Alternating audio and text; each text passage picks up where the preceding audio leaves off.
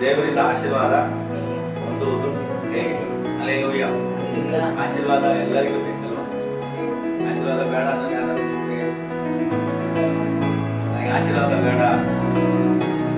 Hallelujah. ಇವತ್ತು ಅನೇಕರು ದೇವರೇ ನಮ್ಮನ್ನು ಆಶೀರ್ವದಿಸು ಅಂತ ನಾವೇನ್ ಮಾಡ್ತೇವೆ? ದೇವರನ್ನ ಬೇಡಿಕೊಂಡು ದೇವರು ಪ್ರಾರ್ಥಿಸ್ತೇವೆ, ದೇವರೇ ನಮ್ಮನ್ನು ಆಶೀರ್ವದಿಸು, ನಮ್ಮನ್ನು ಆಶೀರ್ವಾದವಾಗಿ ಬೈಬಲ್ ನಲ್ಲಿ ಕೇಳ್ರಿ, 15-20 ನಿಮಿಷ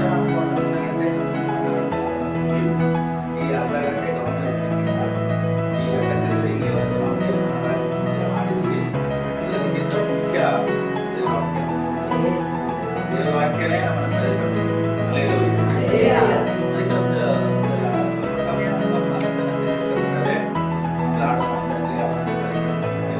ನೀವು ಮಾತ್ರ ಗಮನ ಹಾಕಿ. ಬೈಬಲ್ ನಲ್ಲಿ ಕೆಲವು ಷರತ್ತುಗಳಿಲ್ಲದ ಆಶೀರ್ವಾದಗಳಿದ್ದಾವೆ, ಕೆಲವು ಷರತ್ತುಗಳಲ್ಲಿ ಆಶೀರ್ವಾದಗಳಿವೆ. ಷರತ್ತುಗಳಿಲ್ಲದ ಆಶೀರ್ವಾದ ಅದು ದೇವರು ತನ್ನ ಕೃಪೆ ವಾಗ್ದಾನವನ್ನು ನೀಡುತ್ತಾರೆ. ಅವು ಮಾನವ ಕಾರ್ಯಗಳ ಮೇಲೆ ಡಿಪೆಂಡ್ ಆಗಿರುತ್ತೆ. ನಾವೇನ್ ಮಾಡ್ತೇವೆ ಅದರ ಮೇಲೆ ಡಿಪೆಂಡ್ ಆಗಿರುತ್ತೆ. ಆಟೋಮೆಟಿಕ್ ಆಗಿ ಕೆಲವು ಆಶೀರ್ವಾದಗಳು ದೇವರನ್ನು ಉದಾಹರಣೆಗೆ ದೇವರು ನೋಹನೊಂದಿಗೆ ಒಡಂಬಡಿಕೆಯನ್ನು ಮಾಡ್ತಾರೆ. ಅದೇ ರೀತಿಯಾಗಿ ಅಬ್ರಹಾಮನಿಗೆ ದೇವರು ವಾಗ್ದಾನ ಮಾಡಿದ್ರು. ಅದು ಷರತ್ತುಗಳಿಲ್ಲದ ಆಶೀರ್ವಾದ. ಆಮೇಲೆ ಸಾಮಾನ್ಯವಾಗಿ ದೇವರು ಕೆಟ್ಟವರ ಮೇಲೂ ಒಳ್ಳೆಯವರ ಮೇಲೆ ಸೂರ್ಯ ಬೀಸುವಂತೆ ಮಾಡ್ತಾರೆ, ಮಳೆ ಸೂರ್ಯ ಮಾಡ್ತಾರೆ, ಗಾಳಿ ಬೀಸುವಂತೆ ಮಾಡ್ತಾರೆ. ಇದು ದೊಡ್ಡದಾಗಿ ಆದರೆ ಕೆಲವು ಆಶೀರ್ವಾದಗಳು ಆಶೀರ್ವಾದಗಳು ಕೆಲವು ನಿಯಮಗಳು 3 ನಿಯಮಗಳ ಬಗ್ಗೆ ಮಾತಾಡ್ತಾರೆ.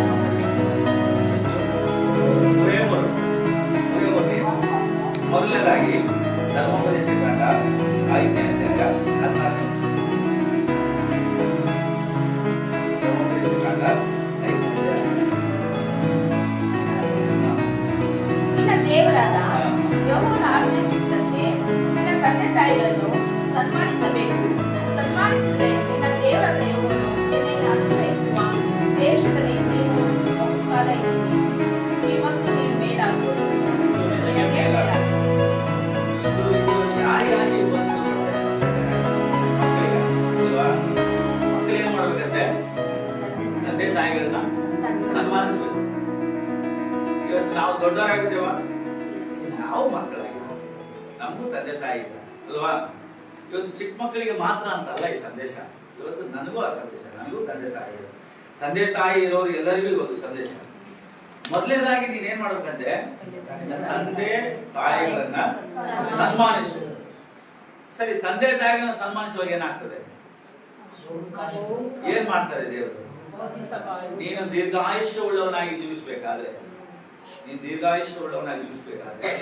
ನಿನಗೆ ಎಲ್ಲಾ ಕಾರ್ಯಗಳಲ್ಲಿ ಮೇಲು ಉಂಟಾಗ್ಬೇಕಂತ ಹೇಳಿದ್ರೆ ಏನ್ ಮಾಡ್ಬೇಕು? ನೀನು ತಂದೆ ತಾಯಿಗಳನ್ನ ಸನ್ಮಾನಿಸು. ಹಲ್ಲೆಲೂಯ. ಈ ವಾಕ್ಯ 10 ಆಜ್ಞೆಗಳಲ್ಲಿ ಒಂದಾಗಿದೆ.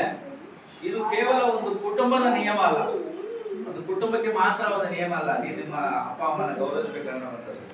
ಇದು ಒಂದು ಪವಿತ್ರ ಆಜ್ಞೆ, ದೇವರು ಕೊಟ್ಟಂತ ಪವಿತ್ರ ಆಜ್ಞೆ. ಹೊಸ ಒಡಂಬಡಿಕೆಯಲ್ಲಿ ಪೌಲ್ ಹೇಳ್ತಾನೆ, ಎಫೆಸೀಯ 6:2-3 ಇದೇ ವಾಕ್ಯವನ್ನು ಹೇಳ್ತಾನೆ. ಹೋದ್ರೆ ಎಫೆಸೀಯ 6ನೇ ಅಧ್ಯಾಯ 2-3. ಇವತ್ತೆಲ್ಲ ನಾನು ಓದಲ್ಲ, ನೀವೇ ಓದಬೇಕು. ನಿಮ್ಮ ತಂದೆ ತಾಯಿಗಳ ಮಾತನ್ನು ಕೇಳಬೇಕು, ಇದು ಧರ್ಮ. ವಾಗ್ದಾನ ಸಹಿತವಾದ ಮೊದಲನೇ ಆಜ್ಞೆಯನ್ನು ಕೇಳಿರಿ. ನಿನ್ನ ತಂದೆ ತಾಯಿಗಳನ್ನು ಸನ್ಮಾನಿಸಬೇಕು. ಸನ್ಮಾನಿಸಿದರೆ ನಿನಗೆ ಮೇಲಾಗುವುದು. ನೀನು ಭೂಮಿಯ ಮೇಲೆ ಬಹುಕಾಲ ಬದುಕುವಿ. ಆಮೆನ್. ಈ ಪೌಲ್ ಬರೆಯುವಾಗ ಹೇಳ್ತಾನೆ, ವಾಗ್ದಾನಗಳುಳ್ಳ ಮೊದಲನೆಯ ಆಜ್ಞೆ. ಹಲ್ಲೆಲೂಯ. ಎಂತ ಆಜ್ಞೆ ಅಂತಿದ್ದು? ಈ ಆಜ್ಞೆಯಲ್ಲಿ ಏನಿದೆ? ನಿಮ್ಮ ತಂದೆ ತಾಯಿಗಳ ಮಾತನ್ನು ಕೇಳಬೇಕು, ಇದು ಧರ್ಮ. ವಾಗ್ದಾನ ಸಹಿತವಾದ ಮೊದಲನೆಯ ಆಜ್ಞೆ. ಈ ಆಜ್ಞೆಯಲ್ಲಿ ಏನಿದೆ? ವಾಗ್ದಾನ ಇದೆ. ಏನದು ವಾಗ್ದಾನ? ನೀನು ಬಹುಕಾಲ ಜೀವಿಸ್ತೀಯ. ಇವತ್ತೆಲ್ಲರಿಗೂ ಆಸೆ ಏನಂತ ಹೇಳಿದ್ರೆ, ದೇವರ ಆಶೀರ್ವಾದ ಬರೀ ದುಡ್ಡಿಂದಲ್ಲ, ಬಹುಕಾಲ ಜೀವಿಸಬೇಕು. ಹಲ್ಲೆಲೂಯಾ. ಎಲ್ಲಾ ಕಾರ್ಯಗಳಲ್ಲಿ ಮೇಲುಂಟಾಗು ಅಲ್ವಾ. ನಾನು ದೀರ್ಘಾಯುಷ್ಯನಾಗಿರ್ಬೇಕಾದ್ರೆ, ನನ್ನ ಎಲ್ಲಾ ಕಾರ್ಯಗಳಲ್ಲಿ ಮೇಲಾಗಬೇಕಾದ್ರೆ ನಾನು ಮೊದಲನೇದಾಗಿ ಏನ್ ಮಾಡಬೇಕು? ತಂದೆ ತಾಯಿ ಸನ್ಮಾನಿಸಬೇಕು. ಹಲ್ಲೆಲೂಯಾ. ಇವತ್ತು ನಾವು ಎಷ್ಟು ಜನ ತಂದೆ ತಾಯಿ ಉಳ್ಳವರಾಗಿದ್ದೇವೆ? ಎಷ್ಟು ಜನಕ್ಕೆ ತಂದೆ ತಾಯಿ ಇದ್ದಾರೆ? ಇವತ್ತು ನಮ್ಗೊಂದು ಅವಕಾಶ ದೇವರು ಕೊಡ್ತಾರೆ. ನೀನು ನಿನ್ನ ತಂದೆ ತಾಯಿನ ಸನ್ಮಾನಿಸು, ನಿನಗೆ ದೀರ್ಘಾಯುಷ್ಯ. ಹಲ್ಲೆಲೂಯಾ. ತಂದೆ ತಾಯಿ ಇರುವಂತ ನಾವು ಏನಾಗಿದ್ದೇವೆ? ಧನ್ಯರಾಗಿದ್ದೇವೆ. ಯಾಕೆಂತ ಹೇಳಿದ್ರೆ ಅವ್ರನ್ನ ಸನ್ಮಾನಿಸುವಾಗ ನಮಗೆ ದೇವರು ದೀರ್ಘಾಯುಷ್ಯ ಕೊಡ್ತಾರಂತೆ, ಎಲ್ಲಾ ಕಾರ್ಯಗಳಲ್ಲಿ ಮೇಲಾಗುವ ಹಾಗೆ ಮಾಡ್ತಾರಂತೆ. ಹಲ್ಲೆಲೂಯಾ. ಇದುವರೆಗೂ ಒಂದ್ ವೇಳೆ ನಾನು ಸನ್ಮಾನಿಸಿಲ್ಲ ಅಂತ ಹೇಳಿದ್ರೆ, ನಿನ್ನ ದೀರ್ಘಾಯುಷ್ಯ, ನಿನ್ನ ಎಲ್ಲಾ ಕಾರ್ಯದಲ್ಲಿ ಮೇಲುಗಳು ಉಂಟಾಗೋದಕ್ಕೆ ಒಂದು ಅವಕಾಶ ಇದೆ. ನಿಮ್ಮ ತಂದೆ ತಾಯಿ ನಮಗೆ ಏನ್ ಮಾಡಬೇಕು? ಇವಾಗ ಮಕ್ಕಳು ಆರೋಗ್ಯವಂತರಾಗಿ ದೀರ್ಘಾಯುಷ್ಯ ಉಳ್ಳವರಾಗಿ ನಾವು ಬದುಕಬೇಕಂದ್ರೆ ಏನ್ ಮಾಡ್ಬೇಕು? ದೇವರ ವಾಕ್ಯ ಹೇಳ್ತಾರೆ, ತಂದೆ ತಾಯಿಯನ್ನು ಸನ್ಮಾನಿಸು. ಹಲ್ಲೆಲೂಯಾ. ಇವತ್ತು ಎಷ್ಟೋ ತಂದೆ ತಾಯಿಗಳು ವೃದ್ಧಾಶ್ರಮದಲ್ಲಿ ಇದ್ದಾರೆ ಗೊತ್ತಾ? ಎಷ್ಟೋ ತಂದೆ ತಾಯಿಗಳು ಮಕ್ಕಳಿಂದ ತಳ್ಳಲ್ಪಟ್ಟು ದೂರ ಇದ್ದಾರೆ ಗೊತ್ತಾ? ಹಲ್ಲೆಲೂಯಾ. ಇವತ್ತು ನಮಗೆ ಮೇಲಾಗಬೇಕಾದ್ರೆ, ನಮಗೆ ದೀರ್ಘಾಯುಷ್ಯ ಉಂಟಾಗಬೇಕಾದ್ರೆ ನಾವೇನ್ ಮಾಡ್ಬೇಕು? ತಂದೆ ತಾಯಿಯನ್ನು ಸನ್ಮಾನಿಸಬೇಕು. ಇದು ಬರೀ ಆಜ್ಞೆ ಮಾತ್ರ ಅಲ್ಲ, ಈ ಆಜ್ಞೆ ಒಳಗಡೆ ಒಂದು ವಾಗ್ದಾನ ಇದೆ. ನೀನು ಬಹುಕಾಲ ಜೀವಿಸ್ತೀಯ. 401:8-9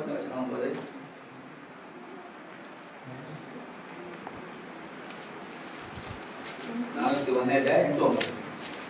ಮಗನೇ, ಮಗನೇ, ನಿನ್ನ ತಂದೆಯ ಉಪದೇಶವನ್ನು ಕೇಳು, ನಿನ್ನ ತಾಯಿಯ ಬೋಧನೆಯನ್ನು ಹ. ತೊರೆಯಬೇಡ. ಅವು ನಿನ್ನ ತಲೆಗೆ ಅಂದದ ಪುಷ್ಕಿರೀಟ, ಕೊರಳಿಗೆ ಹಾರ. ಆಮೇಲೆ ಇಲ್ಲಿ ಏನಂತದೆ? ನಿನ್ನ ಮಗನೇ, ನಿನ್ನ ತಂದೆಯ ಉಪದೇಶವನ್ನ ಕೇಳು, ನಿನ್ನ ತಾಯಿಯ ಬೋಧನೆಯನ್ನ ತೊರೆಬೇಡ. ಅವು ನಿನ್ನ ತಲೆಗೆ ಅಂದದ ಪುಷ್ಪ ಕಿರೀಟ, ನಿನ್ನ ಕೊರಳಿಗೆ ಹಾರ. ಇವತ್ತು ನಾನು ಇಷ್ಟಪಡ್ತೇನೆ ಏನಂತ ಹೇಳಿದ್ರೆ, ನನ್ನ ಮಕ್ಕಳು ನನ್ನ ಗೌರವಿಸ್ಬೇಕು. ಇಷ್ಟಪಡ್ತೇವಿಲ್ವಾ? ನಿಮ್ಮ ಮಕ್ಕಳು ಏನ್ ಮಾಡ್ಬೇಕು? ನಿಮ್ಮನ್ನ ಗೌರವಿಸ್ಬೇಕು, ನಿಮ್ಮ ಮಾತನ್ನ ಕೇಳಬೇಕು. ಆ ರೀತಿ ಇಷ್ಟಪಡ್ತೀವಿ ಅಲ್ವಾ? ಇಷ್ಟಪಡ್ತೇವಿಲ್ವಾ? ಆತರ. ಆದ್ರೆ ನಾವು ಒಬ್ರಿಗೆ ಮಕ್ಕಳಾಗಿದ್ದೀವಿ ಅನ್ನೋದನ್ನ ಮರಿತೀವಿ. ಏನ್ ಮರಿತೀವಿ? ನಾವು ಒಬ್ಬರಿಗೆ ಮಕ್ಕಳಾಗಿದ್ದೇವೆ ಅನ್ನೋದನ್ನ ಮರಿತೀವಿ. ನಮ್ಮ ಮಕ್ಕಳು ನಮ್ಮನ್ನ ಸನ್ಮಾನಿಸಬೇಕು, ನಮ್ಮನ್ನ ಗೌರವಿಸಬೇಕು, ನಮ್ಮ ಮಾತನ್ನ ಕೇಳಬೇಕು, ನಮ್ಗೆ ವಿಧೇಯರಾಗಬೇಕಂತ ನಾವು ಬಯಸ್ತೇವೆ. ಆದ್ರೆ ನಾವು ಇನ್ನೊಬ್ಬರಿಗೆ ಮಕ್ಕಳಾಗಿದ್ದೇವೆ, ನಮಗೂ ಒಬ್ಬ ತಂದೆ ತಾಯಿ ಇದ್ದಾರೆ ಅನ್ನೋದನ್ನ ಮರಿತೇವೆ. ಹಲ್ಲೆಲೂಯಾ. ಅದಕ್ಕೆ ದೇವರ ಕೇಳ್ತದೆ, ನೀನು ಒಂದ್ ವೇಳೆ ಆ ತಾಯಿ ತಂದೆಯ ಉಪದೇಶವನ್ನ ಕೇಳಿ ತಾಯಿಯ ಬೋಧನೆಯನ್ನ ನೀನು ಅನುಸರಿಸಿದ್ರೆ ಅವಳಿನ ತಲೆಗೆ ಅಂದದ ಪುಷ್ಪ ಕಿರೀಟ, ಕೊರಳಿಗೆ ಹಾರ. ಹಲ್ಲೆಲೂಯಾ. ತಂದೆ ತಾಯಿನ ಗೌರವಿಸೋದು ಅಂತ ಹೇಳಿದ್ರೆ ಏನು? ಅವರೊಂದಿಗೆ ಗೌರವದಿಂದ ಮಾತಾಡೋದು ಅಲ್ವಾ? ಅವರೊಂದಿಗೆ ಗೌರವದಿಂದ ಮಾತಾಡೋದು, ಅವ್ರ ಮಾತನ್ನ ಕೇಳೋದು, ಅವರ ಮಾತಿಗೆ ವಿಧೇಯರಾಗೋದು, ಅವರಿಗೆ ವಯಸ್ಸಾದಾಗ ಅವ್ರನ್ನ ನಿರ್ಲಕ್ಷ್ಯ ಮಾಡದೆ ಅವರನ್ನು ಪೋಷಿಸೋದು. ಹಲ್ಲೆಲೂಯಾ. ಅವರಿಗಾಗಿ ಪ್ರಾರ್ಥನೆ ಮಾಡೋದು. ಇದೆಲ್ಲ ನಾವು ಏನ್ ಮಾಡ್ಬೇಕು? ಮಕ್ಕಳಾದ ನಾವು ಮಾಡೋದು. ಇವತ್ತು ತಂದೆ ತಾಯಿಯನ್ನ ಸನ್ಮಾನಿಸುವಾಗಲೇ ದೇವರು ನಮಗೆ ಆಯುಷ್ಯ ಆರೋಗ್ಯ. ಹಲ್ಲೆಲೂಯಾ. ಹಲ್ಲೆಲೂಯಾ. ಈ ಆದ್ಮೇಲೆ ದೇವರು 2 ಮಹಾ ಆಶೀರ್ವಾದಗಳನ್ನ ಇಟ್ಟಿದ್ದಾರೆ. ಏನಿಟ್ಟಿದ್ದಾರೆ? 2 ಮಹಾ ಆಶೀರ್ವಾದ ಯಾವ್ದು ಅಂತ ಹೇಳಿದ್ರೆ, ನೀನ್ ಬಹುಕಾಲ ಬದುಕ್ತೀಯ, ನಿನಗೇನಾಗ್ತದೆ? ಮೇಲುಂಟಾಗ್ತದೆ. ಯೋಸೇಫನು ಯಾಕೋಬನನ್ನ ಗೌರವಿಸಿದ, ಆತನ ತಂದೆಯನ್ನ ಗೌರವಿಸಿದ. ದೇವರು ಯೋಸೇಫನನ್ನ ದೇವರು ಆಶೀರ್ವದಿಸಿದ. ಹಲ್ಲೆಲೂಯಾ. ರೂತಳು ತನ್ನ ಅತ್ತೆ ನೊಹೋಮಿಯನ್ನೇನ್ ಮಾಡಿದ್ರು? ಗೌರವಿಸಿದ. ತಾಯಿಯ ತರ ನೋಡಿದ್ರು. ಹಲ್ಲೆಲೂಯಾ. ಈಗ ತಂದೆ ತಾಯಿ ಇದ್ದವರಿಗೆ ಇನ್ನೊಂದು ಅವಕಾಶ ಏನಂತ ಹೇಳಿದ್ರೆ, ನಿಮ್ಮ ಅತ್ತೆ ಮಾವನೇ ನಿಮಗೆ ತಂದೆ ತಾಯಿ. ಹಲ್ಲೆಲೂಯಾ. ನಿಮ್ಮ ಅತ್ತೆ ಮಾವನೇ ತಂದೆ ತಾಯಿ ರೀತಿಯಾಗಿ ಕಾಣ್ರಿ, ಅವ್ರನ್ನ ಗೌರವಿಸ್ರಿ, ಅವ್ರನ್ನ ಸನ್ಮಾನಿಸ್ರಿ. ಇವತ್ತು ರೂತಳು ಆ ರೀತಿಯಾಗಿ ತನ್ನ ಅತ್ತೆಯನ್ನ ಸನ್ಮಾನಿಸಿದ್ರಿಂದ ದೇವರು ಏನ್ ಮಾಡಿದ್ರು? ಅವರನ್ನ ಆಶೀರ್ವಾದವಾಗಿತ್ತು. ಹಲ್ಲೆಲೂಯಾ. ಯೇಸು ಕ್ರಿಸ್ತನು ತಂದೆ ತಾಯಿ ಮಾತಿಗೆ ಅವಿಧೇಯನಾದ ಅಂತ ಎಲ್ಲರೂ ಬಂದಿದೆ. ತಂದೆ ತಾಯಿನ ಮಾತನ್ನ ಕೇಳಿ, ತಂದೆ ತಾಯಿ ಮಾತಿಗೆ ಯೇಸು ಕ್ರಿಸ್ತನು ವಿಧೇಯನಾದ. ಯೇಸುವೇ ನಮಗೆ ಮಾದರಿ ತೋರಿಸಿದ್ದಾರೆ ಈ ಲೋಕದಲ್ಲಿ ಜೀವಿಸುವಾಗ. ತಂದೆ ತಾಯಿ ಮಾತಿಗೆ ವಿಧೇಯರಾಗಿದ್ದಾರೆ. ಇವತ್ತು ಕಣ್ಣಿಗೆ ಕಾಣುವ ತಂದೆ ತಾಯಿಯನ್ನ ನಾವು ಪ್ರೀತಿಸದೆ, ಕಣ್ಣಿಗೆ ಕಾಣದೇ ಇರುವ ಪರಮ ತಂದೆಯನ್ನ ನಾವು ಪ್ರೀತಿಸಲಿಕ್ಕೆ ಸಾಧ್ಯನೇ ಇಲ್ಲ. ನಾವು ಕಣ್ಣಿಗೆ ಕಾಣುವಂತ ತಂದೆ ತಾಯಿನ ಪ್ರೀತಿಸದೆ ಪರಮ ತಂದೆನ ಪ್ರೀತಿಸ್ತೇನೆ ಅಂತ ಹೇಳಿದ್ರೆ ನಾವೇನಾಗಿದೆ? ಹಲ್ಲೆಲೂಯಾ. ದೇವರು ಒಂದು ಮಾಡಲ್ ಆಗಿ ಇಟ್ಟಿದ್ದಾರೆ. ಹಲ್ಲೆಲೂಯಾ. ಇವತ್ತು ನಾನು ತಂದೆ ತಾಯಿನ ಸನ್ಮಾನಿಸುವಾಗ ಏನಾಗ್ತದೆ, ದೇವರು ನನ್ನ ಆಶೀರ್ವದಿಸ್ತಾರೆ. ನಾನು ತಿಮೋಥೆಯ 17ನೇ ವಚನ ಓದಿದೆ, 35. ತಂದೆಯನ್ನು ಹಾ. ಹಾಸ್ಯ ಮಾಡಿ ಹಾ. ತಾಯಿಯ ಅಪ್ಪಣೆಯನ್ನು ಹಾ. ಧಿಕ್ಕರಿಸುವವನು ಕಣ್ಣನ್ನು ಹಳ್ಳ ಕೊಳ್ಳದ ಕಾಗೆಗಳು ಕುಕ್ಕುವವು, ರಣಹದ್ದುಗಳು ತಿಂದು ಬಿಡುವವು. ನೋಡಿ, ತಂದೆನ ಆಶೆ ಮಾಡಿ ತಾಯಿಯ ಅಪ್ಪಣೆಯನ್ನ ಧಿಕ್ಕರಿಸುವವನ ಕಣ್ಣುಗಳನ್ನ ಹಳ್ಳಕೊಳ್ಳದ ಕಾಗೆಗಳು ಬಂದು ಕುಗ್ತಾವ, ರಣಹದ್ದುಗಳು ಅದನ್ನು ತಿಂದು ಬಿಡ್ತಾವಂತೆ. ಹಲ್ಲೆಲೂಯಾ. ತಂದೆ ತಾಯಿಯನ್ನು ಸನ್ಮಾನಿಸುವಾಗ ಆಶೀರ್ವಾದ, ತಿರಸ್ಕರಿಸುವಾಗ ಶಾಪ. ಹಲ್ಲೆಲೂಯಾ. ಏನ್ ಮಾಡ್ತದೆ? ತಂದೆ ತಾಯಿಯನ್ನ ತಿರಸ್ಕರಿಸುವುದು ದೇವರ ಚಿತ್ತ ಅಲ್ಲ. ತಂದೆ ತಾಯಿಯನ್ನ ತಿರಸ್ಕರಿಸುವುದು ದೇವರ ಚಿತ್ತ ಅಲ್ಲ. ಕೆಲವು ಸಾರಿ ಮದುವೆ ಆಗೋ ಟೈಮ್ ಹೇಳ್ತಾರೆ, ಈ ಕಾರಣದಿಂದ ಈ ಪುರುಷನು ಸ್ತ್ರೀಯು ತನ್ನ ತಂದೆ ತಾಯಿಯನ್ನ ಬಿಟ್ಟು ತನ್ನ ಹೆಂಡತಿಯನ್ನ ಸೇರಿಸಿಕೊಳ್ಳೋನು. ಈ ವಾಕ್ಯ ಇಟ್ಕೊಂಡು ತಂದೆ ತಾಯಿನ ಪೂರ್ತಿ ಬಿಟ್ಟು ಹಾಕಿ ಬಿಡ್ತಾರೆ ಅಲ್ವಾ? ವಾಗ್ದಾನಗಳು ಮೊದಲನೇ ಆಜ್ಞೆ ಏನ್ ಹೇಳ್ತದೆ? ತಂದೆ ತಾಯಿನ ಸನ್ಮಾನಿಸಪ್ಪ, ನೀನು ಬಹುಕಾಲ ಬಾಳ್ತೀಯ. ಮದುವೆ ಆದ ತಕ್ಷಣ ತಂದೆನೇ ಬೇಡ, ತಾಯಿನೇ ಬೇಡ, ಮನೇನೂ ಬೇಡ, ಮಠನೂ ಬೇಡ ಅಂತ ಬಿಟ್ಟು ಹೋಗ್ಬಿಡೋದು. ಆತರ ದೇವರು ಹೇಳಲ್ಲ. ಹಲ್ಲೆಲೂಯಾ. ಅದಕ್ಕೆ ಹೇಳ್ತದೆ, ತಂದೆ ತಾಯಿಯನ್ನ ತಿರಸ್ಕಾರ ಮಾಡುವುದು ದೇವರ ಚಿತ್ತ ಅಲ್ಲ, ತಂದೆ ತಾಯಿಯನ್ನ ಸನ್ಮಾನಿಸಬೇಕು. ಈ ಆಜ್ಞೆಯು ಕೇವಲ ಸಾಮಾಜಿಕ ಕರ್ತವ್ಯ ಅಲ್ಲ, ದೇವರೊಂದಿಗೆ ನಮ್ಮ ಸಂಬಂಧವನ್ನು ಪ್ರತಿಬಿಂಬಿಸುವಂತ ಆತ್ಮಿಕ ಸತ್ಯ. ಇದು ಬರೀ ಒಂದು ಸಾಮಾಜಿಕ ಕಾನೂನಲ್ಲ. ಹುಟ್ಟಿಸಿದಾರಪ್ಪ ಅವ್ರು ನೋಡ್ಕೋಬೇಕು, ಇಲ್ಲಿ ನಮ್ಗೆ ಬೆಳೆಸಿದ್ದಾರೆ, ಓದಿಸಿದ್ದಾರೆ, ಸಾಕಿದ್ದಾರೆ, ನೋಡ್ಕೋಬೇಕು ಅಂತಲ್ಲ. ಕೆಲವು ಮಕ್ಕಳು ಹೇಳ್ತಾರೆ, ಏನ್ ಮಾಡಿದೀನಿ, ನನಗೆ ಯಾಕೆ ಹುಟ್ಟಿಸಿದ್ವಿ? ನೀನ್ ಹುಟ್ಟಿಸಿದ ಮೇಲೆ ಏನ್ ಮಾಡ್ಬೇಕು ಅದು ಮಾಡಿದೀಯ, ಮತ್ತೆ ನಿನ್ನೆ ಯಾಕೆ ನೋಡ್ಕೋಬೇಕು? ತಂದೆ ತಾಯಿಗಳನ್ನ ಏಕವಚನದಲ್ಲಿ ಮಾತಾಡುವಂತ ಮಕ್ಕಳು. ಹಲ್ಲೆಲೂಯಾ. ತಂದೆ ತಾಯಿನ ಪ್ರೀತಿಸುವಾಗ, ಅವರನ್ನ ಸನ್ಮಾನಿಸುವಾಗ ಆಶೀರ್ವಾದ ತಾನಾಗಿರುತ್ತೆ. ಮೊದಲನೇದಾಗಿ ಏನದು? ನಾನು ಆಶೀರ್ವದಿಸಲ್ಪಡಬೇಕಾದ್ರೆ, ದೀರ್ಘಕಾಲ ಬಾಳಬೇಕಾದ್ರೆ ತಂದೆ ತಾಯಿಯನ್ನ ಸನ್ಮಾನಿಸ್ತೀನಿ. ಎರಡನೇದಾಗಿ ಕೀರ್ತನೆ 41:1, 41ನೇ ಅಧ್ಯಾಯ. ದಿಕ್ಕಿಲ್ಲದವನನ್ನ ಪರಾಮರಿಸುವವನು ಧನ್ಯನು, ಯೆಹೋವನು ಅವನನ್ನು ಆಪತ್ಕಾಲದಲ್ಲಿ ರಕ್ಷಿಸುವನು. ಸಾಕಮ್ಮ. ಈ ವಚನದಲ್ಲಿ ದಾವೀದನು ಒಂದು ಮಹತ್ವದ ಸತ್ಯವನ್ನು ತಿಳಿಸ್ತಾ ಇದ್ದಾನೆ. ದೇವರು ಕೇವಲ ಆರಾಧನೆ ಮತ್ತು ಬಲಿಗಳನ್ನು ಮಾತ್ರ ನೋಡೋದಿಲ್ಲ, ದೀನರ, ಬಡವರ ಮತ್ತು ಸಹಾಯವಿಲ್ಲದವರ ಮೇಲಿನ ಕರುಣೆಯನ್ನು ಗಮನಿಸ್ತಾರೆ. ಇತರರ ದುಃಖವನ್ನು ತನ್ನದೇ ದುಃಖವೆಂದು ಪರಿಗಣಿಸುವವನು ದೇವರ ದೃಷ್ಟಿಯಲ್ಲಿ ಏನಾಗಿದ್ದಾನೆ? ಧನ್ಯನಾಗಿದ್ದಾನೆ. ಹಲ್ಲೆಲೂಯಾ.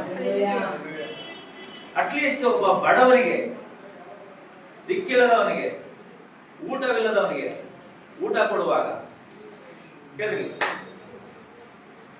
ಬಡವನಿಗೆ, ದಿಕ್ಕಿಲ್ಲದವನಿಗೆ ಒಂದೊತ್ತು ಊಟ ಕೊಡುವಾಗ, ಒಂದ್ ಜೊತೆ ಬಟ್ಟೆ ಕೊಡುವಾಗ, ಅವನಿಗೆ ಏನಾದ್ರೂ ಸಹಾಯ ಮಾಡುವಾಗ ನೀ ಏನ್ ಹೊಂದ್ಕೊಳ್ತೀಯ? ಏನ್ ಹೇಳ್ತದೆ? ಅವನು ಮೊದಲನೇದಾಗಿ ಧನ್ಯನ ಅಂತ ನೆನೆಸ್ಕೊಳ್ತಾನೆ. ಧನ್ಯನ ಅಂತ ಹೇಳಿದ್ರೆ ಏನ್ ಗೊತ್ತಾ ಅರ್ಥ? ಧನ್ಯನ ಅಂತ ಹೇಳಿದ್ರೆ ಇತರರ ದುಃಖವನ್ನು ತನ್ನದೇ ದುಃಖವೆಂದು ಪರಿಗಣಿಸುವವರು. ಇಲ್ಲಿ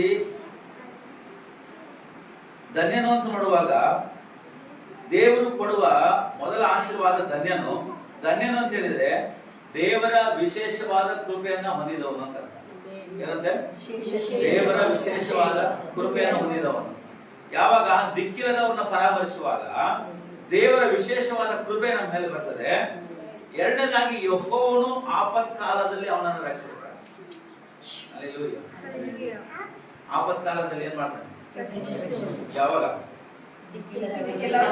ದಿಕ್ಕಿಲ್ಲದವನ್ನ ಪರಾಮರಿಸುವಾಗ, ಒಂದೊಂದು ಊಟ ಕೊಡುವಾಗ, ಒಂದ್ ಜೊತೆ ಬಟ್ಟೆ ಕೊಡುವಾಗ. ಹಲ್ಲೆಲೂಯಾ. ಪರಾಮರಿಸು ಅಂತ ಹೇಳಿದ್ರೆ ಅವರ ನೋವನ್ನ ಅರ್ಥ ಮಾಡಿಕೊಳ್ಳುವುದು, ಅವರ ನೋವನ್ನ ಅರ್ಥ ಮಾಡಿಕೊಳ್ಳುವುದು, ಮತ್ತು ಅವರಿಗೆ ಆಹಾರವನ್ನು ಒದಗಿಸುವುದು, ಮತ್ತು ಅವರು ರೋಗದಲ್ಲಿರುವಾಗ ಅವರನ್ನು ಉಪಚಾರ ಮಾಡುವುದು, ಮತ್ತು ವಿಧವೆಯರು, ಅನಾಥರು ಮತ್ತು ನಿರ್ಗತಿಕರಿಗೆ ನೆರವಾಗುವುದು, ಅವರಿಗಾಗಿ ಪ್ರಾರ್ಥಿಸುವುದು, ಪ್ರೀತಿಯಿಂದ ಮತ್ತು ಗೌರವದಿಂದ ನಡೆದುಕೊಳ್ಳುವುದು, ಅವರಿಗೆ ನೆರವಾಗುವುದು. ಯಾರು ದಿಕ್ಕಿಲ್ಲದವರನ್ನ ಪರಾಮರಿಸ್ತಾನೋ ಅವನೇನಾಗಿದ್ದಾನೆ ಹಲ್ಲೆಲೂಯ. ಇಲ್ಲಿ ಎಷ್ಟು ಜನ ನಾವು ಬೇರೆಯವರಿಗೆ ಸಾಲ ಕೊಟ್ಟಿವಿ? ಸಾಲ ಯಾರಾದ್ರೂ ಕೊಟ್ಟಿರಾ?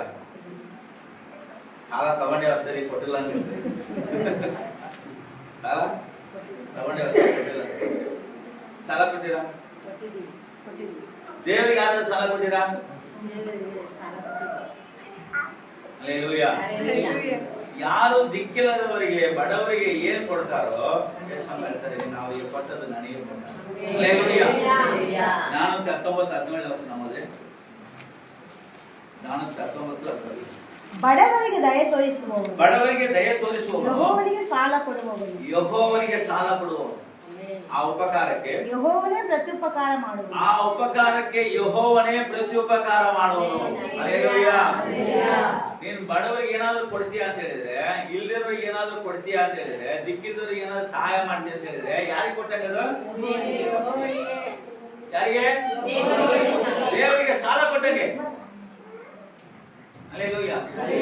ಇವಾಗ ಹೇಳಿದ್ರಿ, ಎಷ್ಟು ಜನ ಸಾಲ ಕೊಟ್ಟಿರಿ ನೀವು ದೇವರಿಗೆ? ದೇವರಿಗೆ ಸಾಲ ಕೊಡ್ರಿ. ದೇವರಿಗೆ ಸಾಲ ಕೊಡೋದು ಹೆಂಗೆ ಅಂತ ಹೇಳಿದ್ರೆ, ದಿಕ್ಕಿಲ್ಲದವರಿಗೆ ಬಡವರಿಗೆ ಕೊಡುವಾಗ ದೇವರಿಗೆ ಸಾಲ ಕೊಡ್ತಾರೆ. ದೇವರು ಹೇಳ್ತಾರೆ, ಆ ಉಪಕಾರಕ್ಕೆ ಯೆಹೋವನೇ ಪ್ರತ್ಯುಪಕಾರ ಮಾಡುವನು. ಹಲ್ಲೆಲೂಯ. ನೀನು ಒಬ್ಬನಿಗೆ ₹1 ಕೊಟ್ಟೆ ಅಂತ ಹೇಳಿದ್ರೆ ಅದು ದೇವರಿಗೆ ಕೊಟ್ಟಂಗೆ ದೇವರು ಏನ್ ಮಾಡ್ತಾರೆ? ಬಡ್ಡಿ ಸಮೇತ ನಿನಗೆ ತಿರುಗಿಸ್ಕೊಡ್ತಾರೆ. ಹಲ್ಲೆಲೂಯ. ನೀನು ₹1 ಕೊಟ್ರೆ ₹100 ನಿನಗೆ ತಿರುಗಿಸ್ಕೊಡ್ತಾರೆ. ಅವನಿಗೆ ಕೊಡೋದು ಕೈ ಕಾಲ ಚೆನ್ನಾಗಿರ್ತಲ್ಲ, ಹೋಗ ದುಡ್ಡು ಅಂತ ಹೇಳ್ಬಿಡ್ತೀವಿ. ಕೆಲಸ ಯಾರಾದ್ರೂ ಬಂದ್ರೆ ಕೇಳಿದ್ರೆ ಅವನಿಗೇನು ಕಮ್ಮಿ ಆಗೈತಿ? ಕೈ ಕಾಲೆಲ್ಲ ನೆಂಟಿಗೈತಿ, ಕೆಲಸ ಮಾಡಿದ್ರೆ ₹500 ದುಡಿತಾನ ಅವನು ಅಂತ ನಾವು ಮಾತಾಡ್ಬಿಡ್ತೀವಿ. ಹೋಗ ಕೈ ಕಾಲ ನೆಂಟಿಗೆ ದುಡ್ಡು ಹಂಗೆ ಯಾವತ್ತೂ ಮಾತಾಡಬಾರ್ದು. ನಮ್ಮಿಂದ ಕೊಡಕ್ಕಾದ್ರೆ ಕೊಡ್ಬೇಕು, ಕೊಡದೆ ಹೋದ್ರೆ ಬಾಯಿ ಮುಚ್ಚಿಡ್ಬೇಕು, ತಿರ್ಗಾ ಮಾತಾಡೋದು. ಯಾಕೆ ಅಂತ ಹೇಳಿದ್ರೆ ಅವನಿಗೆ ದೇವರ ಬಗ್ಗೆ ಗೊತ್ತಿಲ್ಲದೆ ಇರ್ಬೋದು, ಆದ್ರೆ ಅವನು ರೂಪಿಸಲ್ಪಟ್ಟದ್ದು ಯಾವ ರೀತಿಯಲ್ಲಿ? ದೇವರ ಹೋಲಿಕೆಯಲ್ಲಿ, ದೇವರ ಸೃಷ್ಟಿ, ದೇವರ ತರಾನೇ ಆತನ ಏನ್ ಮಾಡಿದ್ದಾನೆ? ಉಂಟು ಮಾಡಲ್ಪಟ್ಟಿದ್ದಾನೆ. ಅವನು ನಾವೇನ್ ಮಾಡಬಾರ್ದು? ನಿರಾಕರಿಸಬಾರ್ದು, ಕೇವಲವಾಗಿ ಮಾತಾಡಬಾರ್ದು. ಕೊಡಕ್ಕಾದ್ರೆ ಕೊಡ್ಬೇಕು, ಕೊಡದೆ ಹೋದ್ರೆ ಮಾತಾಡಕ್ ಹೋಗ್ಬಾರ್ದು. ಹಲ್ಲೆಲೂಯ. ನಿನ್ನಲ್ಲಿ ಬೇಡಿಕೊಳ್ಳುವವನಿಗೆ ಕೊಡತಕ್ಕದ್ದು ನಿನ್ನಲ್ಲಿ ಇದ್ರೆ ಅವನಿಗೆ ಮುಖ ತಿರ್ಸ್ಕೊಂಡು ಹೋಗಬೇಡ. ಹೌದಾ? ಮುಖ ತಿರ್ಸ್ಬೇಡ. ಒಂದ್ಸರಿ ನಾವು ಹೇಳ್ತೀವಿ, ನಾನು ಒಂದ್ಸರಿ ಅನ್ಕೊಂಡಿದ್ದೇನೆ ಆತರ, ಟೀ ಹೊಟ್ಟದ ಟೀ ಕುಡ್ಕೊಂತ ನಿಂತಿರುವಾಗ ಕೈ ಕಾಲೆಲ್ಲ ಚೆನ್ನಾಗೇ ಇರುತ್ತೆ, ಬಂದು ದುಡ್ಡು ಕೇಳ್ತಿರ್ತಾರೆ. ನಾವ್ ಅಂತೀವಿ, ಇನ್ನೊಬ್ರು ಕೊಡಕ್ ಹೋದ್ರು ನಾವು ತಗೊಂಡೋಗಿ ಏನ್ ಮಾಡೋದು ಗೊತ್ತಾ? ಅವನು ಏನಾದ್ರೂ ಮಾಡ್ಕೊಳ್ಳಿ, ಅವನು ಕುಡ್ದಾರ ಕುಡ್ಕೊಳ್ಳಿ, ಒಟ್ಟಿಗಾರ ಊಟ ಮಾಡಿ, ಆದ್ರೆ ನಿನ್ನಲ್ಲಿ ಕೇಳುವವನು ಬಂದಾಗ ನಿನ್ನಲ್ಲಿ ಕೊಡತಕ್ಕದಿದ್ರೆ ಖಂಡಿತವಾಗ್ಲೂ ಕೊಡು, ಮುಖ ತಿರುಗಿಸಬೇಡ. ಹಲ್ಲೆಲೂಯ. ಬಡವರಿಗೆ ಕೊಡುವಾಗ, ದಿಕ್ಕಿಲ್ಲದವರಿಗೆ ಕೊಡುವಾಗ ಯಾರಿಗೆ ಕೊಟ್ಟ ಹಾಗೆ? ದೇವರಿಗೆ ಕೊಟ್ಟ ಹಾಗೆ. ಇಲ್ಲಿ ನೋಡಿ, ನಾವು ಇತರರನ್ನ ಸಂಕಟದಲ್ಲಿ ಕೈ ಹಿಡಿದ್ರೆ ನಮ್ಮ ಸಂಕಟದಲ್ಲಿ ದೇವರು ನಮ್ಮ ಕೈ ಹಿಡಿತಾನಂತೆ. ಕೀರ್ತನೆ 91:15 ಹೇಳ್ತದೆ, ಆತನು ನನಗೆ ಮೊರೆ ಇಡುವಾಗ ಸದುತ್ತರವನ್ನು ದಯಪಾಲಿಸುವೆನು, ಇಕ್ಕಟ್ಟಿನಲ್ಲಿ ಹತ್ತಿರವಿದ್ದು ಅವನನ್ನ ಘನಪಡಿಸುವೆನು. ಹಲ್ಲೆಲೂಯ. ಇಲ್ಲಿ ದೇವರು ಹೇಳ್ತಾರೆ, ಇವಾಗ ನಮ್ಮ ಹತ್ರ ಒಂದು ₹500 ಇರ್ತದೆ ಅಂತ ಅನ್ಕೊಳ್ತೇವೆ. ಯಾರೋ ಭಿಕ್ಷತೆ ಕೇಳಕ್ ಬಂದ, ಅವನಿಗೊಂದು ₹50 ಕೊಟ್ರೆ ಅವನಿಗೊಂದು ಊಟ ಸಿಕ್ಬಿಡ್ತದೆ, ಹಸಿವು ಅಂತ ಕೇಳ್ತಾನೆ. ಆದ್ರೆ ನಾವೇನ್ ಮಾಡ್ತೇವಿ? ಇಟ್ಕೊಂಡಿದ್ರು ಏನ್ ಮಾಡಲ್ಲ, ಕೊಡಲ್ಲ. ಇವಾಗ ನೆನ್ಪಿಟ್ಕೊಳ್ರಿ, ಇವತ್ತಿಂದ ಯಾರು ಬಡವರಿಗೆ ವಾಕ್ಯವಾದ ಮೊದಲಿದೆ ಕೀರ್ತನೆ 41:1, ದಿಕ್ಕಿಲ್ಲದವರನ್ನ ಯಾರು ಪರಾಮರಿಸ್ತಾರೋ ದೇವರು ಅವನನ್ನ ಆಪತ್ ಕಾಲದಲ್ಲಿ ಏನ್ ಮಾಡ್ತಾನೆ? ರಕ್ಷಿಸ್ತಾರೆ. ಹಂಗೆ 2-3ನೇ ವಚನ ಹೋದ್ರೆ, ಅವನ ಪ್ರಾಣವನ್ನು ಕಾಪಾಡಿ ಉಳಿಸುವನು, ಅವನ ದೇಶದಲ್ಲಿ ದಂಡನೆನಿಸಿಕೊಳ್ಳುವನು. ಯೆಹೋವನೇ ಅವನನ್ನು ಶತ್ರುಗಳ ಅಧೀನಕ್ಕೆ ಕೊಡಬೇಡ. ಆತನು ಅಸ್ವಸ್ಥನಾಗಿ ನಿಂತುಕೊಂಡಿರುವಾಗ ಯೆಹೋವನು ಅವನನ್ನು ಉದ್ಧರಿಸುವನು. ಆಮೇಲೆ ಸಾಕು. ಇಲ್ಲಿ ನೋಡಿ, ಅಟ್ಲೀಸ್ಟ್ ನೀವು ಮಾಡುವಂತ ಒಂದು ಕಾರ್ಯ ಎಷ್ಟು ಆಶೀರ್ವಾದಗಳಂತಂದ್ರೆ, 41ನೇ ಅಧ್ಯಾಯದ 1ನೇ ವಚನ, ಯಾರು ದಿಕ್ಕಿಲ್ಲದವನ್ನ ಪರಾಮರಿಸ್ತಾರೋ ಅವನು ಧನ್ಯನು, ಅವನ ಯೆಹೋವನು ಅವನನ್ನು ಆಪತ್ಕಾಲದಲ್ಲಿ ರಕ್ಷಿಸುವನು, ಮತ್ತೆ ಯೆಹೋವನು ಅವನ ಪ್ರಾಣವನ್ನು ಕಾಪಾಡ್ತಾನೆ, ಕಾಪಾಡ್ತಾನೆ, ದೇಶದಲ್ಲಿ ಆಶೀರ್ವದಿಸ್ತಾನೆ, ಶತ್ರುಗಳ ಕೈಯಿಂದ ತಪ್ಪಿಸ್ತಾನೆ, ನೀನು ಅನಾರೋಗ್ಯವಾಗಿರುವಾಗ ಸಹಾಯ ಮಾಡ್ತಾನೆ. ಏನ್ ಮಾಡಿದ್ರಿಂದ? ಪರಾಮರಿಸಿದ್ರಿಂದ, ದಿಕ್ಕಿಲ್ಲದವನಿಗೆ ಊಟ ಕೊಟ್ಟಿದ್ರಿ, ದಿಕ್ಕಿಲ್ಲದವನಿಗೆ ಒಂದು ಜೊತೆ ಬಟ್ಟೆ ಕೊಟ್ಟಿದ್ರಿಂದ. ಹಲ್ಲೆಲೂಯ. ದೇವರ ಆಶೀರ್ವಾದ, ದೇವರೇ ನಮ್ಮನ್ನ ಆಶೀರ್ವಾದ ಮಾಡಂತ ಪ್ರಯತ್ನ ಮಾಡ್ತಾರಲ್ಲ, ದೇವರ ಆಶೀರ್ವಾದ ಮಾಡೋ ವಿಧಾನಗಳಿವೆ. ನಿನ್ನ ತಂದೆ ತಾಯಿನ ಸನ್ಮಾನಿಸುವಾಗ ನೀನು ಬಹುಕಾಲ ಬಾಳ್ತೀಯ, ನಿನಗೆ ಶುಗರ್ ಇರ್ತದೆ. ನೀನು ದಿಕ್ಕಿಲ್ಲದವರನ್ನ ಪರಾಮರಿಸುವಾಗ ದೇವರು ಅದಕ್ಕೆ ಪ್ರತ್ಯುಪಕಾರ ಮಾಡ್ತಾರೆ, ನಿನ್ನ ಪ್ರಾಣವನ್ನ ಕಾಪಾಡ್ತಾರೆ, ದೇಶದಲ್ಲಿ ನಿನ್ನನ್ನು ಆಶೀರ್ವದಿಸ್ತಾರೆ, ಶತ್ರುಗಳ ಕೈಯಿಂದ ತಪ್ಪಿಸ್ತಾರೆ, ಅನಾರೋಗ್ಯದಿಂದ ನಿನಗೆ ಸಹಾಯ ಮಾಡ್ತಾರೆ. ಹಲ್ಲೆಲೂಯಾ. ಇದೇ ಅಲ್ಲ ಆಶೀರ್ವಾದ ಬೇಕಾಗಿರೋದು ಮನುಷ್ಯನಿಗೆ, ದೀರ್ಘಾಯುಷ್ಯ, ಅವನನ್ನು ದೇವರ ಆಶೀರ್ವದಿಸಿ ತೃಪ್ತಿಪಡಿಸೋದು, ಮತ್ತೇನು ನಮ್ಮ ಪ್ರಾಣವನ್ನು ಕಾಪಾಡೋದು, ದೇಶದಲ್ಲಿ ಆಶೀರ್ವಾದ, ಎಲ್ಲ ಶತ್ರುಗಳಿಂದ ರಕ್ಷಣೆ, ಅನಾರೋಗ್ಯದಲ್ಲಿರುವಾಗ ದೇವರ ಆರೋಗ್ಯ ಕೊಡೋದು. ಈ ಒಂದು ಕಾರ್ಯದಲ್ಲಿ ಹಲ್ಲೆಲೂಯಾ. ಒಳ್ಳೆ ಸಮಾರ್ಯನ ಕಥೆ ಹೇಳಿದ. ಒಳ್ಳೆ ಸಮಾರ್ಯ ಏನ್ ಮಾಡ್ತಾನ, ಅವನು ಎಲ್ಲಾರು ನೋಡಿ ನೋಡಿ ಹೋಗ್ತಾರೆ, ಅವನೇನ್ ಮಾಡ್ದ, ಅವನ ಎತ್ಕೊಂಡು ಹೋಗ್ಬಿಟ್ಟು ಅವನನ್ನ ಶುಶ್ರೂಷೆ ಮಾಡಿ ಅವನಿಗೆ ಉಪಚಾರ ಮಾಡ್ತಾನೆ. ಹಲ್ಲೆಲೂಯಾ. ನೆರೆಹೊರೆಯವರು ಯಾರು ಅಂತ ಹೇಳಿದ್ರೆ ಇವನೇ ಸಮಾರ್ಯ, ಒಳ್ಳೆ ಸಮಾರ್ಯ. ಹಲ್ಲೆಲೂಯಾ. ನಮ್ಮ ಪಕ್ಕದಲ್ಲಿರೋರು, ನಮಗೆ ಗೊತ್ತಿರೋರು, ನಿರ್ಗತಿಕರು, ಬಡವರು, ಅವರಿಗೆ ದಯ ತೋರಿಸುವಾಗ ಯಾರಿಗೆ ದಯ ತೋರಿಸಿದ್ದೇನೆ? ನಾವು ದೇವರನ್ನೇ ಸನ್ಮಾನಿಸ್ತೇವೆ. ಹಲ್ಲೆಲೂಯಾ. ದೊಡ್ಡ ಅಂತ ಕವಿತಾ ಅಂತ ಒಂದು ಸ್ತ್ರೀ ಇರ್ತಾರೆ, ಅವಳೇನ್ ಮಾಡ್ತಾಳೆ, ಬಟ್ಟೆ ಹೊಲಿಯುವಂತ ಕೆಲಸ, ಬಡವರಿಗೆ ಬಟ್ಟೆನ ಹೊಲಿದು ಕೊಡ್ತಾರೆ. ಅವಳು ಸತ್ತಾಗ ದೇವರು ಬಂದು ಅವಳು ನೆನಪಿಸ್ತಾರೆ. ಹಲ್ಲೆಲೂಯಾ. ಬೋವಾಜನ ಇರ್ತಾನೆ, ರೂತಳು ದಿಕ್ಕಿಲ್ಲದೆ ಬರುವಾಗ ಅವಳನ್ನ ಸೇರಿಸಿಕೊಂಡು ಪರಾಮರಿಸ್ತಾನೆ, ಅವಳು ಒಳ್ಳೆದನ್ನು ಮಾಡ್ತಾನೆ. ಬೋವಾಜನು ಯೇಸು ಕ್ರಿಸ್ತನ ವಂಶಾವಳಿಯಲ್ಲಿ ಬರ್ತಾನೆ. ಹಲ್ಲೆಲೂಯಾ. ಇವತ್ತು ಯಾರು ನಿರ್ಗತಿಕರನ್ನ, ಅನಾಥರನ್ನ ಯಾರು ಸನ್ಮಾನ ಮಾಡ್ತಾರೋ, ಯಾರು ಪೋಷಿಸ್ತಾರೋ, ದೇವರು ಅವ್ರನ್ನ ಆಶೀರ್ವದಿಸ್ತಾರೆ. ಹಲ್ಲೆಲೂಯಾ. ಹಲ್ಲೆಲೂಯಾ. ಯೇಸು ಹೇಳ್ತಾರೆ ಮತ್ತಾಯ 25:40 ಒಂದ್ಸರಿ ಓದಿದ್ರೆ ಅದನ್ನ. ಮತ್ತಾಯ 25:40. ಈ ನನ್ನ ಸಹೋದರರಲ್ಲಿ ಕೇವಲ ಅಲ್ಪನಾದವನೊಬ್ಬನಿಗೆ ಏನೇನು ಮಾಡಿದರು ಅದನ್ನು ನನಗೂ ಮಾಡದ ಹಾಗಾಯಿತು. ಈ ನನ್ನ ಸಹೋದರರಲ್ಲಿ ಕೇವಲ ಅಲ್ಪನಾದವನೊಬ್ಬನಿಗೆ ಏನೇನು ಮಾಡಿದ್ರು ಅದನ್ನು ನನಗೂ ಮಾಡಿದ ಹಾಗಾಯಿತು. ಇವತ್ತು ಅಲ್ಪನಾದವನಿಗೆ ಏನ್ ಮಾಡ್ತೇವೋ ಯಾರಿಗೆ ಮಾಡಿದಾಗ ಅದು? ಯೇಸು ಸ್ವಾಮಿ ಹೇಳ್ತಾರೆ, ನೀನು ಅಲ್ಪನಾದವನಿಗೆ ಒಂದ್ ಜೊತೆ ಬಟ್ಟೆ ಕೊಟ್ಟಿದ್ರೆ ಯಾರಿಗೆ ಕೊಟ್ಟಂಗೆ? ಯೇಸು ಕೊಟ್ಟಂಗೆ ಅಲ್ವಾ? ಒಂದ್ ಹೊತ್ತು ಊಟ ಕೊಟ್ರೆ ಯಾರಿಗೆ ಕೊಟ್ಟಂಗೆ? ಯೇಸುಗೆ ಕೊಟ್ಟಂಗೆ. ಅವ್ರು ಏನ್ ಆಪತ್ತಲ್ಲಿ ಏನೆಲ್ಲ ಸಹಾಯ ಮಾಡ್ತೇವೋ ಅದೆಲ್ಲ ಯಾರಿಗೆ ಮಾಡ್ದಂಗೆ? ಯೇಸುಗೆ ಮಾಡ್ದಂಗೆ. ಒಂದ್ಸರಿ ಯೇಸು ದೇವರು ಹೇಳ್ತಾರೆ, ನಾನು ಬಟ್ಟೆ ಇಲ್ಲದವನಾಗಿದ್ದೆ, ನನಗೆ ಬಟ್ಟೆ ಕೊಟ್ಟೆ, ಆಹಾರ ಇಲ್ಲದವನಾಗಿದೆ, ನನಗೆ ಊಟ ಕೊಟ್ಟೆ. ಎಲ್ಲಿ ಸ್ವಾಮಿ? ಯಾವಾಗ ಸ್ವಾಮಿ? ನಿನಗೆ ನಾವೆಲ್ಲಿ ಕೊಟ್ವಿ? ಎಲ್ಲಿ ಕೊಟ್ವಿ? ಈ ಅಲ್ಪನಾದವನಿಗೆ ಏನೇ ನೀನು ಮಾಡಿದೀವೋ ಅದೆಲ್ಲ ನನಗೆ ಮಾಡಿ. ಹಲ್ಲೆಲೂಯಾ. ನಾವು ದೀನರಿಗೆ ಮಾಡಿದ ಸೇವೆಯನ್ನ ಯೇಸು ತನಗೆ ಮಾಡಿದ ಸೇವೆ ಎಂದು ಪರಿಗಣಿಸ್ತಾರೆ. ಹಸಿವು ಎಂದು ಕೇಳುವವರಿಗೆ ಆಹಾರ ಕೊಡ್ರಿ, ಬಡ ಮಕ್ಕಳಿಗೆ ಶಿಕ್ಷಣಕ್ಕೆ ಸಹಾಯಕ್ಕೆ ನೆರವಾಗ್ರಿ, ವೃದ್ಧರು ಮತ್ತು ರೋಗಿಗಳನ್ನು ಭೇಟಿ ಮಾಡಿ ಅವರಿಗೋಸ್ಕರ ಪ್ರಾರ್ಥಿಸಿ ಸಹಾಯ ಮಾಡಿ, ನಿರಾಶೆಯಲ್ಲಿರುವವರಿಗೆ ಧೈರ್ಯದ ಮಾತುಗಳನ್ನ ಹೇಳಿದ್ರಿ. ಹಲ್ಲೆಲೂಯಾ. ಕರುಣೆ ತೋರಿಸುವವನು ಏನ್ ಸಿಗ್ತದಂತೆ? ಕರುಣೆ ತೋರಿದ. ಯಾರು ಕರುಣೆ ಉಳ್ಳವರಾಗಿರ್ತಾರೋ ತಂದೆ ಅವ್ರನ್ನ ಕರುಣಿಸ್ತಾರೆ. ಹಲ್ಲೆಲೂಯಾ. ನಾವು ಮುಖ ತಿರ್ಸ್ಕೊಂಡು ಹೋದ್ವಿ ಅಂತ ಹೇಳಿದ್ರೆ ದೇವರು ಮುಖ ತಿರ್ಸ್ಕೊಂಡು ಹೋಗ್ತೀವಿ. ಅದಕ್ಕೆ ನಾವೇನ್ ನೋಡ್ಬೇಕು? ಕರುಣೆ ಉಳ್ಳವರಾಗಿರ್ಬೇಕು. ದೀನರ ಮೇಲಿನ ಕರುಣೆ ದೇವರ ಹೃದಯವನ್ನು ಸ್ಪರ್ಶಿಸ್ತದಂತೆ. ಬಡವರನ್ನು ಆಶೀರ್ವದಿಸುವ ಕೈಗಳು ಎಂದಿಗೂ ಖಾಲಿ ಆಗೋದಿಲ್ಲ. ಆ ಕೈಗಳನ್ನ ದೇವರು ತನ್ನ ಆಶೀರ್ವಾದ ತುಂಬಿಸ್ತಾರೆ. ಹಲ್ಲೆಲೂಯಾ. ನಂಬ್ತೀರಾ? ಇದು ಮಾಡಿದೀರಾ? ಇನ್ನು ಮುಂದೆ ಮಾಡ್ತೀರಾ? ಇದನ್ನೆಲ್ಲ ಪ್ರಾಕ್ಟೀಸ್ ಮಾಡ್ರಿ. ದೇವರ ಆಶೀರ್ವಾದ ಹೊಂದ್ಕೊಳ್ಳೋದು ಹೆಂಗೆ ಅಂದ್ರೆ ನಿಮಗೆ ತಂದೆ ತಾಯಿನ ಸಹಾಯ, ಬಡವರಿಗೆ ದೀನದರಿದ್ರರಿಗೆ ಸಹಾಯ ಮಾಡಿ, ದೇವರ ಅದಕ್ಕೆ ಪ್ರತ್ಯುಪಕಾರ ಮಾಡ್ತಾರೆ. ಮೂರನೇದಾಗಿ ಮಲಾಕಿ 3:10. ಇಲ್ಲಿವರೆಗೆ ಚೆನ್ನಾಗಿ ಹೋಗ್ತಾ ಇತ್ತು ಅಂತ ಯೋಚನೆ ಮಾಡ್ತೀರಾ? ಇಲ್ಲಿವರೆಗೆ ಚೆನ್ನಾಗಿ ಹೋಗ್ತಾ ಇತ್ತು, ಇನ್ನು ಮುಂದೆ ಸ್ವಲ್ಪ ಟಫ್ ಆಯ್ತು. ಮಲಾಕಿ 3ನೇ ನನ್ನ ಅಧ್ಯಾಯ. ಆಲಯವು ಆಹಾರ ಶೂನ್ಯವಾಗದಂತೆ ನೀವು ದಶಮಾಂಶ ಯಾವತ್ತನ್ನು ಭಂಡಾರಕ್ಕೆ ತೆಗೆದುಕೊಂಡು ಬನ್ನಿರಿ. ನಾನು ಪರಲೋಕದ ದ್ವಾರಗಳನ್ನು ತೆರೆದು ನಿಮ್ಮಲ್ಲಿ ಸ್ಥಳ ಹಿಡಿಸಲಾರದಷ್ಟು ಸುವರವನ್ನು ಸುರಿಸುವೆನು. ಇಲ್ಲವೋ ನನ್ನನ್ನು ಹೀಗೆ ಪರೀಕ್ಷಿಸಿ, ಇದು ಸೇನಾಧೀಶ್ವರ ಯೆಹೋವನ ನುಡಿ. ಇದು ಸೇನಾಧೀಶ್ವರನಾದ ಯೆಹೋವನ ನುಡಿ. ನನ್ನ ಆಲಯವು ಆಹಾರ ಶೂನ್ಯವಾಗದಂತೆ ನೀವು ದಶಮಾಂಶ ಯಾವತ್ತನ್ನ ನನ್ನ ಭಂಡಾರಕ್ಕೆ ತೆಗೆದುಕೊಂಡು ಬನ್ರಿ. ದಶಮಾಂಶ ಬಂದು ಪರಲೋಕದ ಬಾಗಿಲುಗಳನ್ನ ತೆರೆಯುವಂತ ವಿಧೇಯತೆ. ಹಲ್ಲೆಲೂಯಾ. ಏನದು? ಪರಲೋಕದ ಬಾಗಿಲುಗಳನ್ನ ತೆರೆಯುವಂತ ವಿಧೇಯತೆ. ಮಲಾಕಿನ ಕಾಲದಲ್ಲಿ ದೇವಜನರು ದಶಮಾಂಶ ಕಾಣಿಕೆಗಳನ್ನ ನಿರ್ಲಕ್ಷ್ಯ ತೋರಿಸಿದ್ರು. ಏನ್ ತೋರಿಸಿದ್ರು? ದಶಮಾಂಶ ಕಾಣಿಕೆಗಳನ್ನು ಸಮರ್ಪಿಸುವಲ್ಲಿ ನಿರ್ಲಕ್ಷ್ಯ ತೋರಿಸ್ತಾ ಇದ್ರು.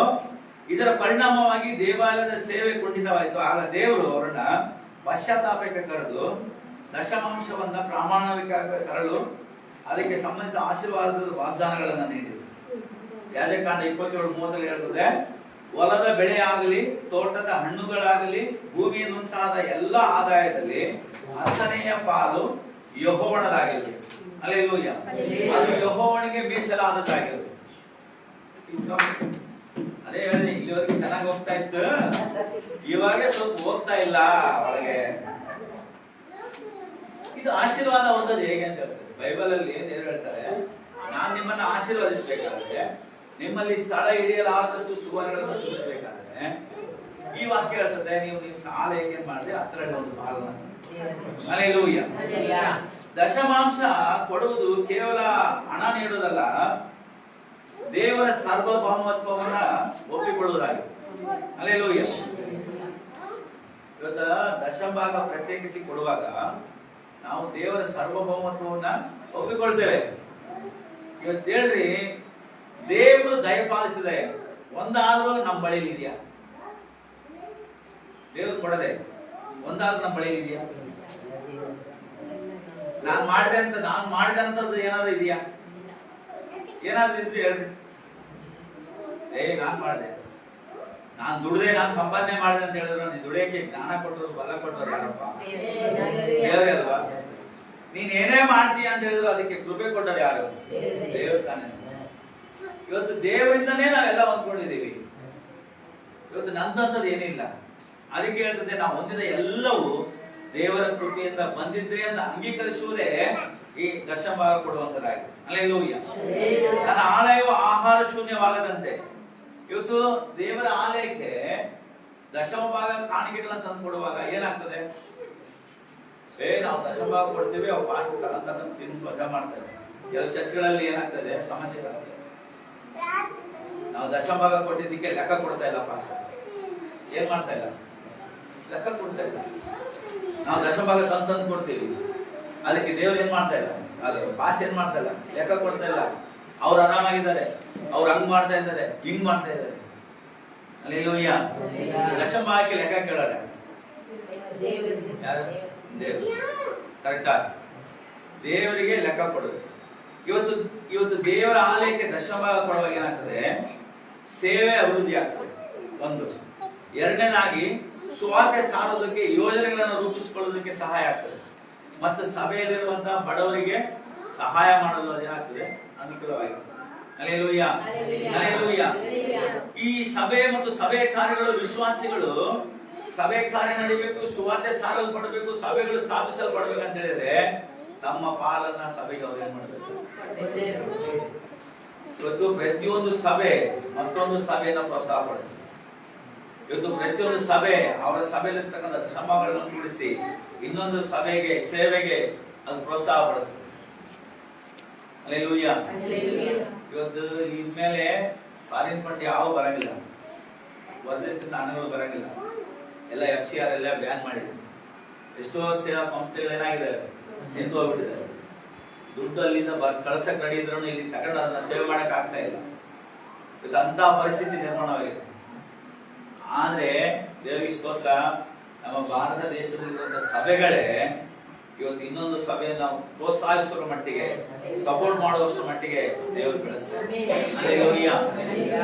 ಮೊನ್ನೆ ನಾವು ಬೆಂಗಳೂರಲ್ಲಿ ಒಂದು ಮೀಟಿಂಗ್ ಹೋದಾಗ ಒಬ್ಬ ಮಾಸ್ಟರ್ ಹೇಳ್ತಾ ಇದ್ರು, ನಾವು ಇಷ್ಟು ದಿವಸ ಹೊರದೇಶವನ್ನ ಸಹಾಯ ಮಾಡ್ತಾ ನೋಡ್ತಾ ಇದ್ವಿ. ಆದ್ರೆ ಇವತ್ತು ನಮ್ಮ ಸಭೆ, ಈ ಸಭೆಯಿಂದ ಕೂಡಿಸಲ್ಪಟ್ಟಂತ ಕಾಣಿಕೆ ಹಣ, ದಶಭಾಗಣ, ನಾವು ಇಸ್ರೇಲ್ ದೇಶದಲ್ಲಿ ಒಂದು ಸಭೆ ಕಟ್ಟಲಿಕ್ಕೆ, ಇಸ್ರೇಲ್ ದೇಶದಲ್ಲಿ ಚರ್ಚ್ ಕಟ್ಟಲಿಕ್ಕೆ, ಆತ್ಮಿಕ ಸಭೆ ಕಟ್ಟಲಿಕ್ಕೆ ಇಲ್ಲಿಂದ ಸ್ಪಾನ್ಸರ್ ಹೋಗ್ತಾ ಇದೆ. ಹಲ್ಲೆಲೂಯಾ. ಇದು ಎಷ್ಟು ದೊಡ್ಡ ಆಶೀರ್ವಾದ ಗೊತ್ತಾ? ಆ ಸಭೆಯ ಅದನ್ನು ಪ್ರೋತ್ಸಾಹಿಸೋದ್ರಲ್ಲಿ ಆ ಸೇವಕರು ಅಷ್ಟೆಲ್ಲ ಯೋಜನೆಗಳನ್ನು ರೂಪಿಸಿಕೊಳ್ಳಲಿಕ್ಕೆ ಮಾಡ್ಲಿಕ್ಕೆ ಸಹಾಯ. ಅದಕ್ಕೆ ಇವತ್ತು ದೇವರ ಸೇವೆ ಅಭಿವೃದ್ಧಿಗಾಗಿ ಏನ್ ಮಾಡ್ಬೇಕು, ನಾವು ಕೊಡುವಂತವರಾಗಿರ್ಬೇಕು. ಹಲ್ಲೆಲೂಯಾ. ದೇವರು ಹೇಳ್ತಾರೆ, ನನ್ನನ್ನ ಹೀಗೆ ಪರೀಕ್ಷಿಸ್ರಿ. ಹೆಂಗ್ ಪರೀಕ್ಷೆ ಮಾಡೋದು? ಹಿಂಗೆ ಪರೀಕ್ಷಿಸ್ರಿ. 99 ರೂಪಾಯಿ ನಿಂದು, 1 ರೂಪಾಯಿ ಮಾತ್ರ ನಂದು. ಆ 1 ರೂಪಾಯಿ ನಿನ್ನ ಹಾಲಿಗೆ ತಂದು ಕೊಟ್ಟು ನೋಡು, ನಿನ್ನಲ್ಲಿ ಸ್ಥಳ ಹಿಡಿಯಲಾರದಷ್ಟು ಸುವರ್ಣಗಳನ್ನ ಸುರಿಸ್ತೇನೆ. ಇದು ಹಂಗಾರೆ ನಾನು ಆರ್ಥಿಕವಾಗಿ ಆಶೀರ್ವದಿಸಲ್ಪಡಬೇಕಾದ್ರೆ ಏನ್ ಮಾಡ್ಬೇಕು? ದೇವರಿಗಾಗಿ ಕೊಡುವಂತ. ಹಲ್ಲೆಲೂಯಾ. ಲೂಕ 6:38 ಹೇಳ್ತದೆ, ಕೊಡಿರಿ ಆಗ ನಿಮ್ಗೆ ಏನಾಗ್ತದೆ? ಕೊಡಲ್ಪಡ್ತದೆ. ಹೆಂಗ್ ಕೊಡ್ತಾರಂತೆ? ಜಡಿದು ಅಳ್ಳಾಡಿಸಿ ಹೊರ ಚೆಲ್ಲುವ ಹಾಗೆ ತುಂಬಾ ಆಳತೆಯನ್ನು ಅಳೆದು ನಿಮ್ಮ ಸರಿಗೀಗ. ಯಾರು ಹೇಳಿದ್ರು? ಹಳೆ ಒಡಂಬಡಿಕೆಯಲ್ಲಿ, ಹಳೆ ಒಡಂಬಡಿಕೆಯಲ್ಲಿ, ಹೊಸ ಒಡಂಬಡಿಕೆಯಲ್ಲಿ ಸ್ವಾಮಿ ಅದೇ ದಶಭಾಗ ಹಳೆ ಒಡಂಬಡಿಕೆ ಲೆಕ್ಕ ಫಸ್ಟ್. ಅದೆಲ್ಲ ಯಾವ ಲೆಕ್ಕ? ಹಳೆ ಒಡಂಬಡಿಕೆ ಲೆಕ್ಕ. ಯೇಸು ಹೇಳ್ತಾರೆ ಇಲ್ಲಿ, ಏನ್ ಮಾಡ್ರಿ ಕೊಡ್ರಿ. ಹಲ್ಲೆಲೂಯಾ. ದೇವರ ಆಶೀರ್ವಾದ ನಮ್ಮ ನಿರೀಕ್ಷೆಗೆ ದೊಡ್ಡದು. ಆರ್ಥಿಕ ನಾವು ಏನ್ ಬಿತ್ತೇವೋ ಅದನ್ನ ಕೊಯ್ತೇವೆ. ದಶಭಾಗ ಒಂದು ಬಿತ್ತನೆ ಬೀಜ ಇಲ್ಲ. ಒಬ್ಬ ಸೇವಕ ಹೇಳ್ತಾ ಇದ್ರು, ನಿನ್ನ ನೆಲದಲ್ಲಿ ನೀನು ಬಿತ್ತುವಾಗ 100ರಷ್ಟು ಆಶೀರ್ವಾದ. ನಿನ್ನ ನೆಲದಲ್ಲಿ ಬಿತ್ತಕ್ಕಿಲ್ಲ, ಅವರು ಚೆನ್ನಾಗಿ ಮಾಡ್ತಾರೆ, ಇವರು ಚೆನ್ನಾಗಿ ಮಾಡ್ತಾರೆ ಅಂತ ಹಣವನ್ನ ಅಲ್ಲಿಗೆ ಕಳಿಸ್ತಾರೆ. ಹಲ್ಲೆಲೂಯಾ. ಇದು ಕೇಳ್ತದೆ, ನಾವು 100% ನಾವು ಬಿತ್ತುವಾಗ ದೇವರ ಆಶೀರ್ವಾದವನ್ನು ಹೊಂದ್ಕೊಳ್ತೇವೆ. ಎಫೆಸೀಯ 3:21. ಎಫೆಸೀಯ 3:20. ನಮ್ಮಲ್ಲಿ ಕಾರ್ಯ ಸಾಧಿಸುವ ತನ್ನ ಶಕ್ತಿಯ ಪ್ರಕಾರ ನಾವು ಬೇಡುವುದಕ್ಕಿಂತಲೂ ಯೋಚಿಸುವುದಕ್ಕಿಂತಲೂ ಅತ್ಯಧಿಕವಾದದನ್ನು ಮೊದಲು ಶಕ್ತನಾದ ದೇವರಿಗೆ. ಆಮೆನ್. ಇಲ್ಲಿ ಹೇಳ್ತದೆ, ದೇವರು ನಾವು ಕೇಳುವುದಕ್ಕಿಂತಲೂ ಯೋಚಿಸುವುದಕ್ಕಿಂತಲೂ ಅತ್ಯಧಿಕವಾಗಿ ಮಾಡುವಾತನು. ಇವತ್ತು ದೇವರು ನಮ್ಮನ್ನ ಆರ್ಥಿಕವಾಗಿ ಆಶೀರ್ವಾದ ಮಾಡೋದಲ್ಲದೆ, ಕೇಳ್ರಿ, ಆರ್ಥಿಕವಾಗಿ ಆಶೀರ್ವಾದ ಮಾಡೋದಲ್ಲದೆ ನಮ್ಮ ಆಶೀರ್ವಾದವನ್ನ ಕಾಪಾಡ್ತಾರೆ. ಏನ್ ಮಾಡ್ತಾರೆ? ಕಾಪಾಡ್ತಾರೆ. ಏನ್ ಮತ್ತೆ 5,000 ಬರ್ತೈತಿ, 3,000 ಬರ್ತೈತಿ, ಹೆಂಗ್ ಬರ್ತದೋ ಹೆಂಗ್ ಹೋಗ್ತದೋ ಗೊತ್ತೇ ಇಲ್ಲ. ಅಲ್ಲಿ ಕಟ್ಬೇಕು, ಇಲ್ಲಿ ಕಟ್ಬೇಕು. ಕೇಳ್ರಿ, ಕಟ್ಟೋರಿಗೆ ಹೇಳ್ತಾರೆ,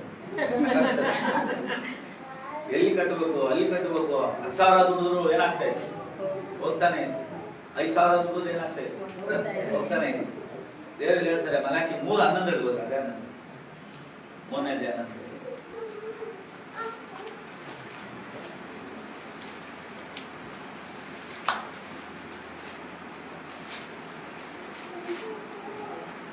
ನುಂಗುವ ಹುಳವನ್ನು ನಾನು ನಿಮಗಾಗಿ ತಡೆಯುವೆನು, ಅದು ನಿಮ್ಮ ಭೂಮಿಯ ಫಲವನ್ನು. ನುಂಗುವ ಹುಳವನ್ನ ನಾನು ನಿಮಗಾಗಿ ತಡೆಯುವೆನು. ದೇವರು ಆಶೀರ್ವಾದ ಕೊಟ್ಟ ಮೇಲೆ ಆ ಆಶೀರ್ವಾದ ಅದೇನಾಗ್ತದೆ? ನುಂಗುವ ಹುಳ ಅದನ್ನು ನುಂಗಿ ಬಿಡದೆ ದೇವರು ಅದನ್ನು ತಡೀತಾರೆ.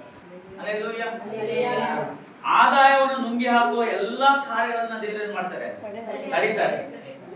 ಏನೊಂದು 5,000 ಎತ್ತಿಟ್ಟರಲ್ಲ, ಅಷ್ಟೊತ್ತಿಗೆ ಇವನಿಗೆ ಜ್ವರ, ವಾಂತಿ, ಬೇದಿ, ಎರ್ಗಡೆ ಹೋಗಿ 5,000 ಹೋಯ್ತಾರೆ.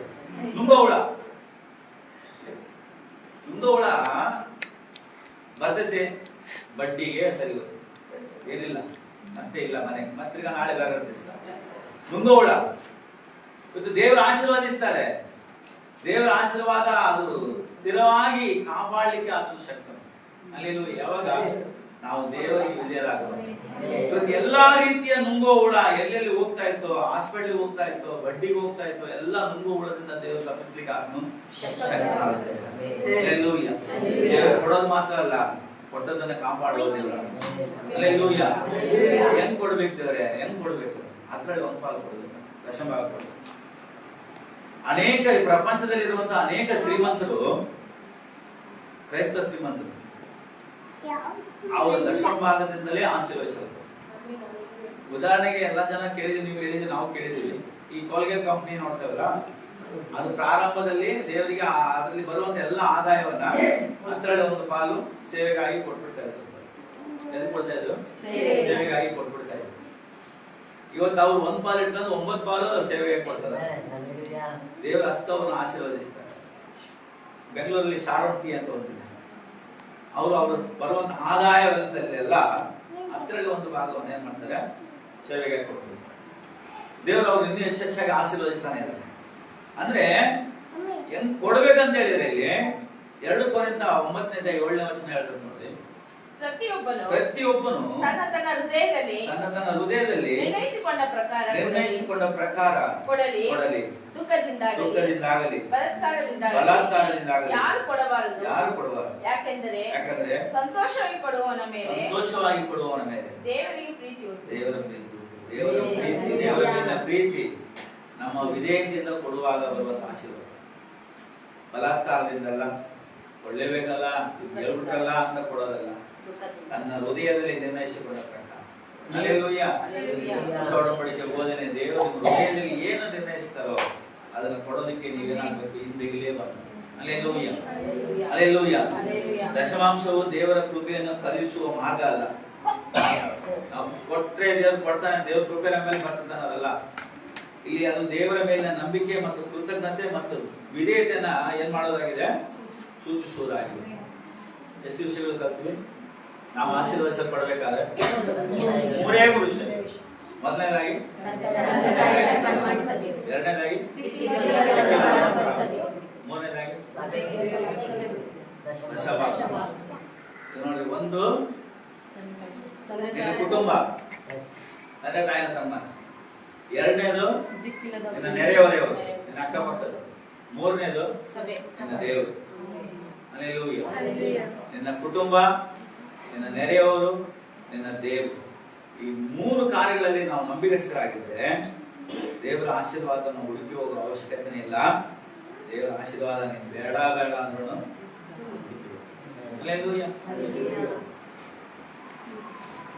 ದಶಭಾಗ ಪರಲೋಕದ ಬಾಗಿಲು ತೆರೆಯುವ ವಿಧೇಯತೆ. ಇವತ್ತು 3 ವಿಷಯ: ದೀರ್ಘಾಯುಷ್ಯ, ಒಂದು ಶಾರೀರಿಕ ರಕ್ಷಣೆ, ಇನ್ನೊಂದು ಆರ್ಥಿಕ ಆಶೀರ್ವಾದ. ದೇವರು ನಿಮ್ಮನ್ನ ಈ 3 ರೀತಿಯಿಂದ ಆಶೀರ್ವದಿಸಲಿಕ್ಕೆ ಆತನು ಶಕ್ತವುಳ್ಳವನು. ಇವತ್ತು ಕೇಳಿದ ವಾಕ್ಯ, ಈ ವಾಕ್ಯದ ಪ್ರಕಾರವಾಗಿ ತಂದೆ ತಾಯಿಗಳನ್ನು ಸನ್ಮಾನಿಸಿರಿ.